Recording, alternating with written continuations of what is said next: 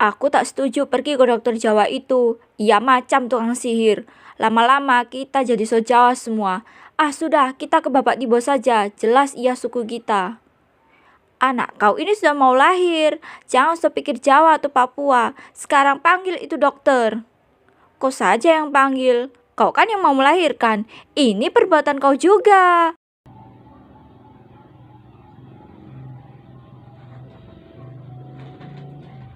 Itu siapa? Masuk saja. Dini hari seperti ini tak baik berada di luar rumah. Hah? Apa? Ada yang mau melahirkan? Ya, melahirkan memang tak kenal waktu. Ia bisa datang kapan saja. Seperti halnya dengan kematian. Oh, kematian. Kenapa aku jadi melantur mengatakan kematian? Sudah 3 tahun aku di sini. Puskesmas ini menjadi saksi bahwa kelahiran dan kematian itu tak pernah adil. Kau boleh ngotot bahwa kelahiran pasti akan diimbangi oleh kematian. Begitukah? Hukum membuat jumlah manusia selalu sama. Dan itu adalah kunci eksis bangsa manusia sampai kini. Begitukah? Di beberapa tempat, bahkan kelahiran jauh lebih banyak daripada kematian. Sebagai orang Jawa yang mewarisi ajaran harmoni daripada tua, aku merasa dibenturkan oleh kenyataan yang pahit, yang berbeda dengan apa yang pernah diajarkan. Aku jadi saksi. Setiap ada kesakitan, selalu berakhir dengan kematian. Kau tahu, terkadang aku memikirkan bahwa aku gagal sebagai seorang dokter. Seharusnya aku menjadi pencegah kematian. Aku tahu aku bukan malaikat, tetapi kegagalan demi kegagalan membuatku ingin meninggalkan profesi ini, kembali jadi manusia biasa dan tidak memikul beban berat profesi ini. Hei, siapa di sana? Bapak, Mama, masuk saja ke sini. Di sini adalah puskesmas satu-satunya yang berada di desa ini. Jangan lama-lama di luar sana. Aku tahu, aku bukan malaikat penyelamat, tetapi setidaknya bayi yang ada di dalam kandungan itu bisa menghirup udara segar di desa ini. Kalian berdua tahu,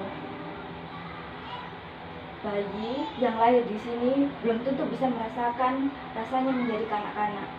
Bahkan yang sudah hidup pun pasti tidak akan lama merasakan menjadi orang dewasa. Sejak seminggu yang lalu, sudah ada 61 anak yang meninggal di desa ini.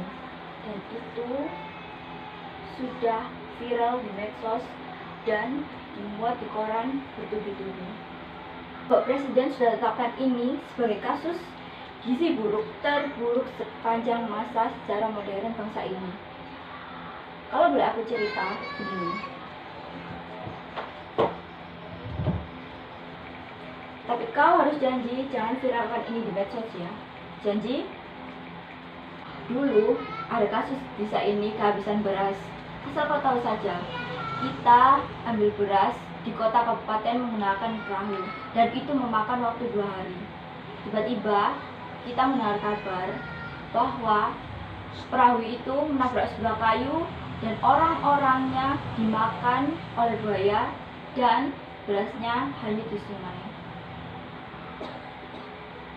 Selama 3 bulan di desa ini tidak ada beras sama sekali. Anehnya, warga-warga datang ke puskesmas, lalu mereka semua tuding aku sebagai dalangnya.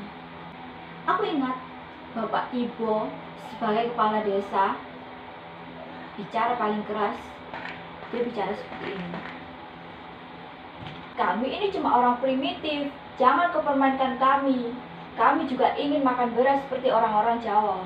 Kami juga ingin modern seperti kau. Tolong kau bawa beras untuk kami. Meminta saja Presiden untuk utus orang-orang Jawa itu kirim itu beras. Kami bukan cuma lapar, kami juga ingin maju toh. Lalu Bapak Koga yang tadi berdiri di belakang, dia maju ke depan dan bilang seperti ini. Saya mau bicara. Maaf Bapak Tibo, Dokter Rahayu hanya bantu kita sudah lama sakit-sakitan. Dokter ini juga sudah bantu kita lahirkan punya anak-anak. Semua sukarela, tak pernah minta ongkos.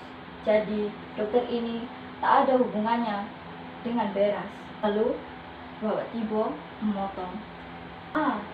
Bagaimana kau bisa bicara seperti itu, Koga? Dulu ada niatan itu orang Jawa bawa beras untuk kita. Sekarang kita semua sudah makan beras supaya sehat dan modern. Dokter ini juga dari Jawa, pasti juga bisa membawa itu beras.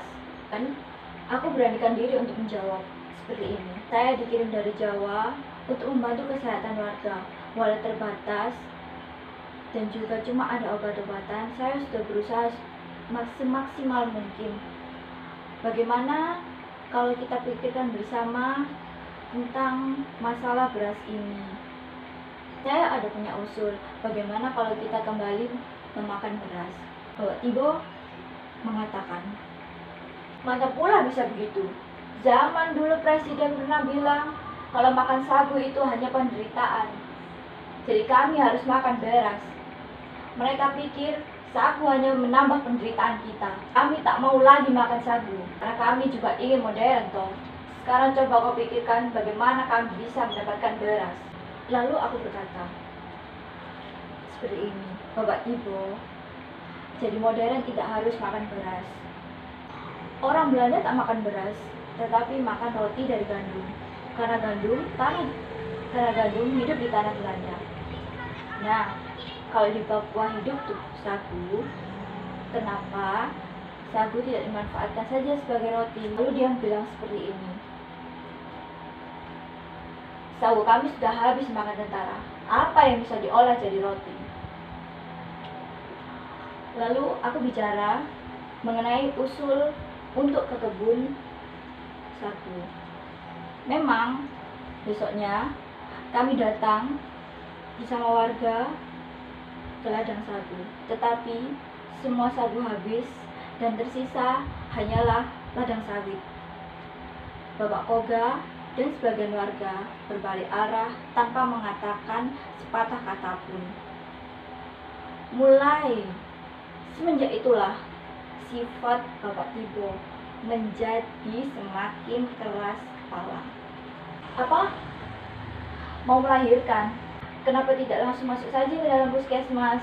Mari Bapak, Mama, setiap kelahiran harus diberi kehidupan. Hidup. Disitulah aku berpikir. Aku dikirim jauh-jauh dari tanah Jawa dan dikirim kepada Papua. Ini di tengah-tengah kelimpahan kekayaan alam terjadi kasus gizi buruk. Sungguh tak bisa ku nalar dengan logika kepala. Bagaimana mungkin di surga terjadi kelaparan? Sampai suatu hari seorang transmigran asal Bali yang tidak jauh tinggal di desa ini, dia berobat ke puskesmas ini dan dia menyentak hidupku. Dia berkata, hidup itu harus menanam, tak bisa langsung memetik. Kalimat itu begitu sederhana, tetapi kalimat itu membuatku berpikir sepanjang malam. Suatu hari Bapak Tibo menyapaku, Dokter Rahayu, masih untung kami punya dokter di sini. Tidak penting lagi karena kita bisa makan dari apa saja. Ini saya bawakan hipere untuk dokter. Tahu dokter sudah lama tidak makan ini hipere. Aku kaget bukan main. Ia membawakanku segenggam ubi. Ini adalah makanan paling mewah di desa ini. Belum sempat aku tanyakan dari mana hipere ini, Bapak Tibo tiba-tiba berkata, nanti malam ada acara bakar batu. Kami undang dokter ke sana. Itu Bapak Tibo pergi begitu saja. Aku hanya terpaku di halaman puskesmas sambil merenung, pikir kepala suku yang main kuasa dan keras kepala itu ternyata memiliki sifat yang sangat baik hati. Sampainya di desa, aku disambut oleh warga-warga sekitar. Di saat keumuman warga, aku melihat ada sosok transmigran Bali yang pernah berkunjung ke puskesmas untuk berobat.